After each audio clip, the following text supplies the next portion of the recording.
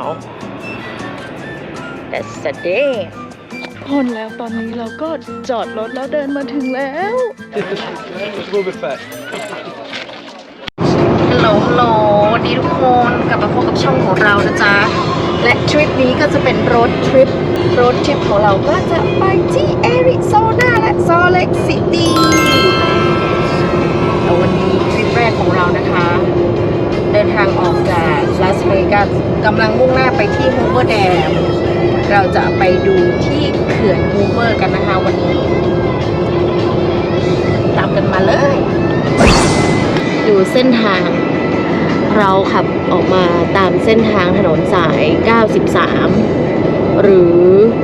อีกเส้นทางหนึ่งที่เขาเรียกสาย 11 นี่คือรัฐเนวาดาแห้งแล้งมากทุกคนไม่มีอะไรเลย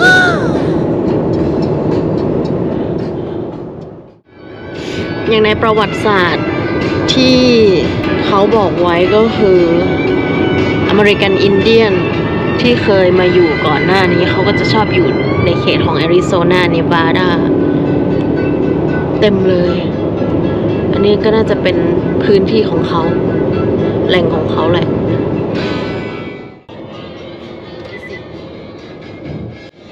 ว้าวทุกคนดูวิวเลิศมาก Dams at the bottom.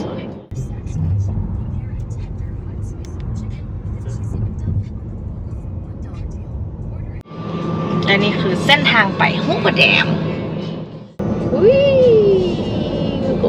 going down wow look at that road get me dizzy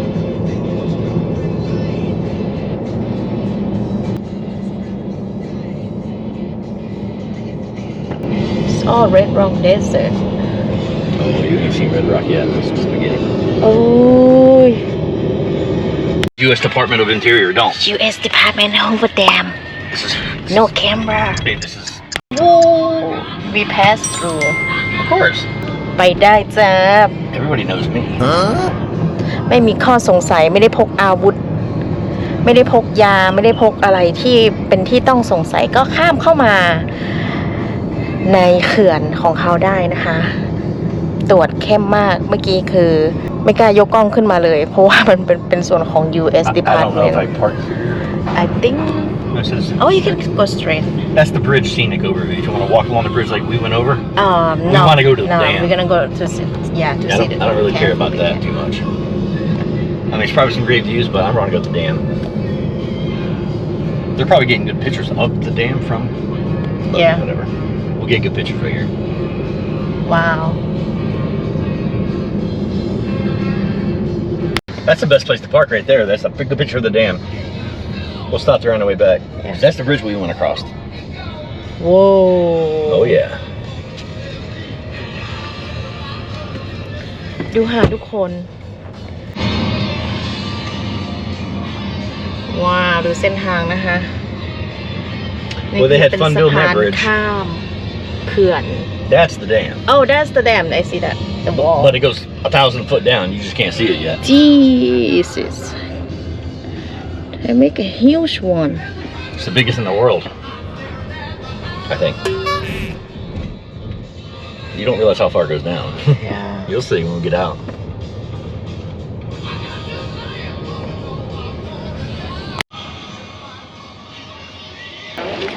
ฮัลโหลทุกคนแหละตอนนี้เราก็มาอยู่กันที่ฮูเวอร์แดมนะจ๊ะจอดรถเสร็จแล้วค่าจอดรถ10 เหรียญค่ะกำลังตามไปดูจุดเขื่อนจริงๆนะคะตรงนี้มันจะเป็นแบบเขื่อนเขาเรียกว่าอะไรอะเขื่อนเหมือนกันแหละแต่เขาทำเหมือนแบบทำเผื่อไว้ถ้าเกิดน้ำล้นน้ำก็จะมาอยู่ฝั่งนี้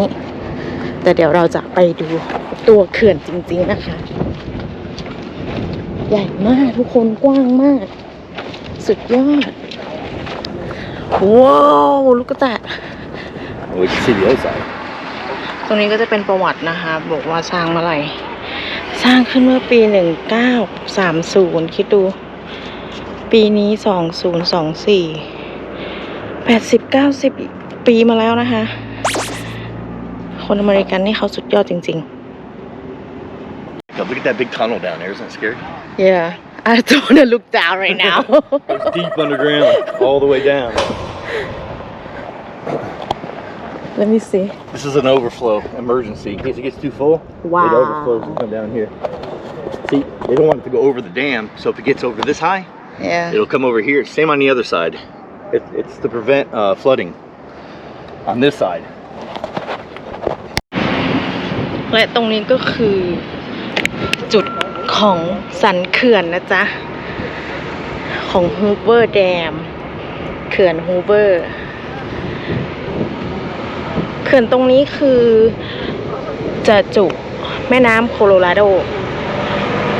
แล้วก็จะแบ่งเส้นทางของรัฐ2 รัฐ ฝั่งนู้นเป็นรัฐเนวาดาฝั่งนี้เป็นแอริโซนานะคะอันนี้ก็เป็นสะพานที่เราข้ามเมื่อกี้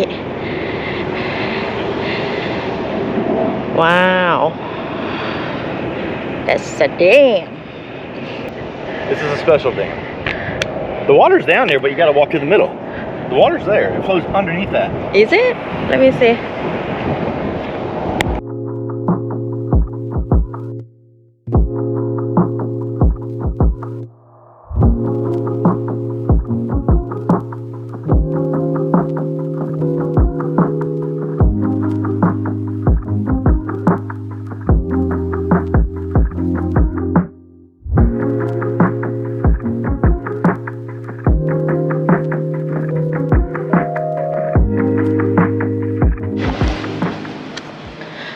น่าจะมีเส้นแบ่งเขตรัฐเนาะบอกไว้ แต่มีแค่ตึกตรงนี้บอกว่าเป็นแอริโซนาไทม์นะคะ เวลาห่างกัน1 ชั่วโมง ฝั่งโน้นก็จะเป็นเนวาดาไทม์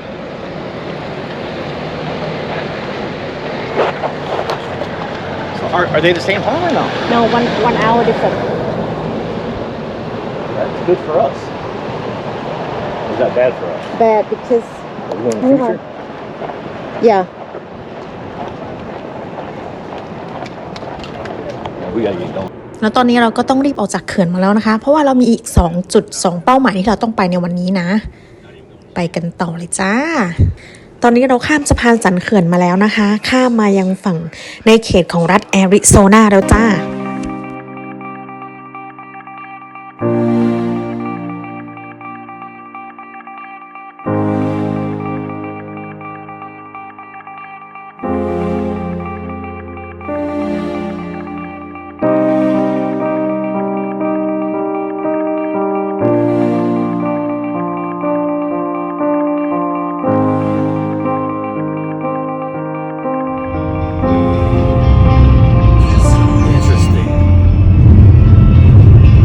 Interesting. Yep, those are ospreys. The military base or what? like something has a plane there That's cool that you're getting us on video because that's actually pretty awesome. A lot of people died trying to learn how to fly that thing.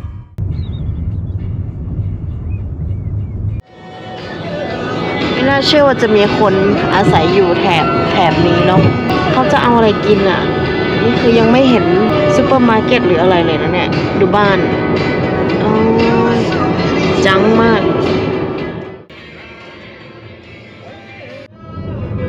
ใกล้ความจริงแล้วทุกคน 35 นาทีจะถึงแกรนด์แคนยอน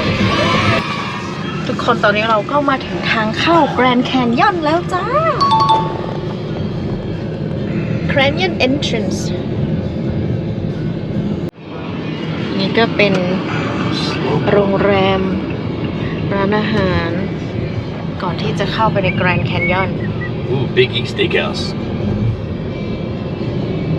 In a quarter mile, at the traffic circle, take the second exit and stay on Arizona 64 North. Chocolate Factory Steakhouse.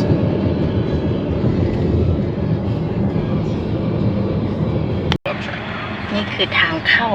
แกรนด์แคนยอนเรามีบัตรเข้าฟรีนะจ๊ะ I don't know if they need my ID too. ในที่สุดเราก็มาถึงแล้วนะจ๊ะ คนแล้วตอนนี้เราก็จอดรถแล้วเดินมาถึงแล้ว stunning view I'm gonna walk out here, okay? เนี่ย oh my god Oh, this is just part of it. There's more down here. You'll see.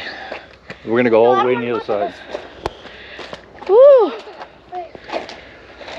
และนี่ก็คือส่วนหนึ่งของ Grand Canyon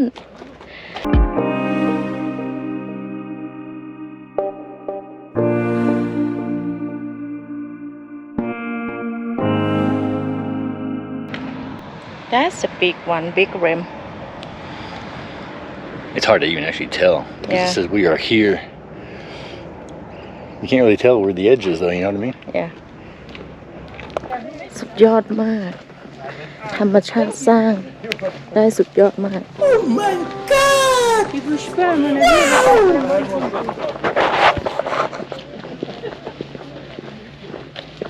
ตอนนี้เรากำลัง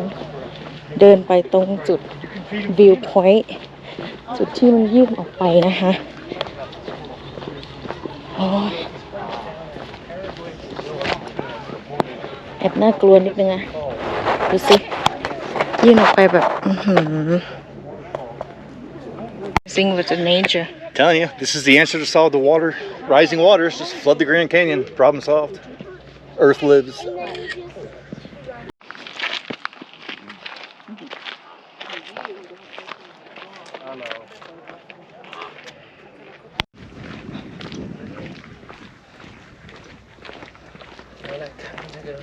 แล้วตอนนี้เราก็อยู่ที่ The Mather Point นะ เป็นจุดชมวิวจุดหนึ่ง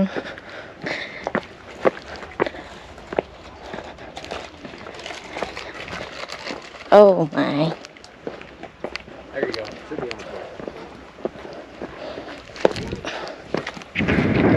amazing view Yeah, but it's all pretty much the same. You know? Yeah, I know. Every vantage point, you just get a little different perspective. อุทยานแกรนด์แคนยอนก็จะมีอยู่2ส่วนนะคะทางเหนือและทางใต้แต่ว่าวันนี้เราเลือกมาทางใต้นะคะ South Rim รัฐแอริโซนานะคะจะอยู่ทางฝั่งตะวันตกของประเทศสหรัฐอเมริกาและทางตอนใต้เนี่ยจะอยู่ติดกับประเทศเม็กซิโกนะคะ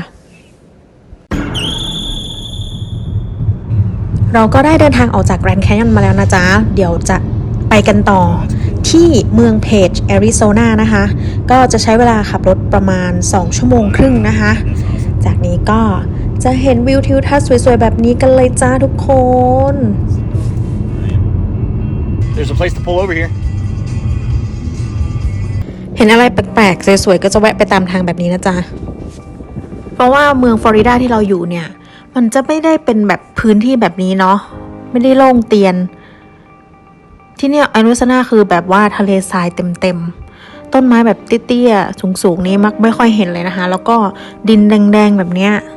เต็มไปหมดเลยแล้วบางพื้นที่ก็ยังแปลกใจว่ามีคนอาศัยอยู่คือเห็นตาม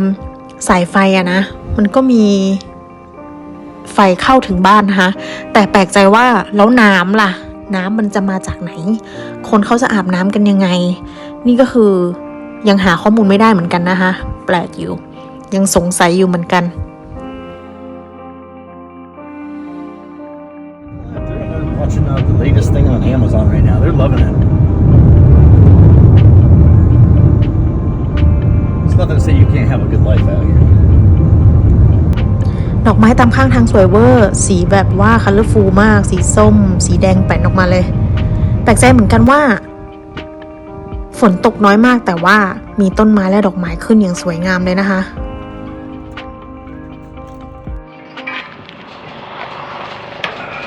ทุกคนดูตอนนี้เราอยู่บนเขาเนินเขาทางไปเมืองเพจโอ้ดูวิวอันนี้คือแอริโซนานะจ๊ะ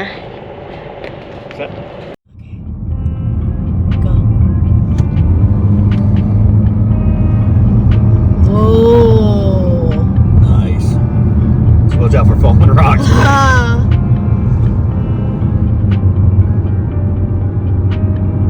Now, what's the other side look like? Let's see. Nothing เห็นเป็นทะเลทรายดินแดงแบบนี้ฤดูหนาวของรัฐแอริโซนามีหิมะตกนะจ๊ะทุกคนอาจจะเคยได้ดูหนังหรือได้ยินที่ว่าคนอินเดียนแดงเนี่ยอยู่ที่สหรัฐอเมริกานะคะและแหล่งนี้แหละค่ะรัฐแอริโซนานะคะจะเป็นแหล่งใหญ่ๆสำหรับคนอินเดียนแดงที่อยู่ที่นี่เลยนะคะแล้วก็มีบางจำนวนที่อยู่รัฐยูทาห์นะคะให้ทุกคนดูตามข้างทางนะคะอันนี้คือเส้นทางจะไปที่ฮอร์สชูเบนเมืองเพจแอริโซนาแต่ระหว่างทางคือแบบว่าดูบ้านมาอยู่กันตรงนี้ทำไมมันไม่มีอะไรเลยนะแล้วน้ำจะเอามาจากไหนน้ำบาดาลเหรอดีนะที่ยังมีไฟฟ้าแต่ดูบ้านค่ะแล้วเขาจะทำอะไรกินคะแถวเนี้ยสุดๆอยู่กันได้ยังไง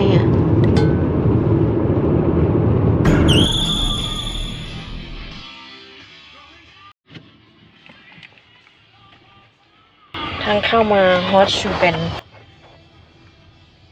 ค่าเข้า10 เหรียญ I need help find parking, baby. ต่อคันรถนะคะ คนเยอะมากเยอะเวอร์ Let's move it fast. แต่ละคนก็คือยืนจับจองจุดถ่ายรูปนะคะ แต่ละจุดเต็มไปหมดเลยแล้วจะแทรกตรงไหนได้เนี่ย Come on up, baby. I got you. Throw me the water. No, it's fine. You need to keep at least one hand because you slip. Sweet place.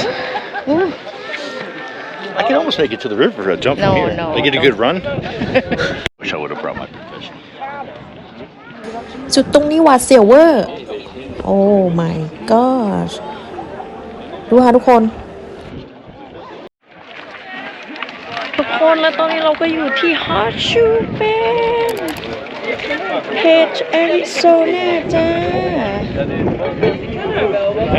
มาถึงแล้วเลิศมากมันเลิศมากสวยเวอร์ตอนนี้ก็รอพระอาทิตย์ตกดินนะคะอาจจะสวยกว่านี้นิดนึงเห็นพระอาทิตย์ไหมอยู่ตรงขอบเลยเลิศเวอร์นักท่องเที่ยวมากหน้าหลายตาเลยนะคะ ฟังดูแล้วภาษาคือไม่ใช่คนที่นี่เยอะมากจับจองพื้นที่นะคะฮอร์สชูเบนก็เป็นอีกหนึ่งจุดเช็คอินนะคะที่มาที่แอริโซนาเมืองเพจเราไม่ควรพลาดมันจะเป็นจุดชมวิวโค้งแม่น้ำโคโลราโดค่ะเป็นรูปเกือกม้านะคะสวยมากลึกมากลงไปมองลงไปข้างล่างคือแบบว่าน่ากลัวมากจุดชมวิวตรงนี้ต้องระมัดระวังนิดนึงนะคะเพราะว่าไม่มีที่กั้นเนาะสวยมากทุกคนต้องมาเห็นกับตานะคะรูปในคลิปวิดีโอเนี่ยหรือรูปภาพอาจจะไม่เท่ากับการมองเห็นด้วยตา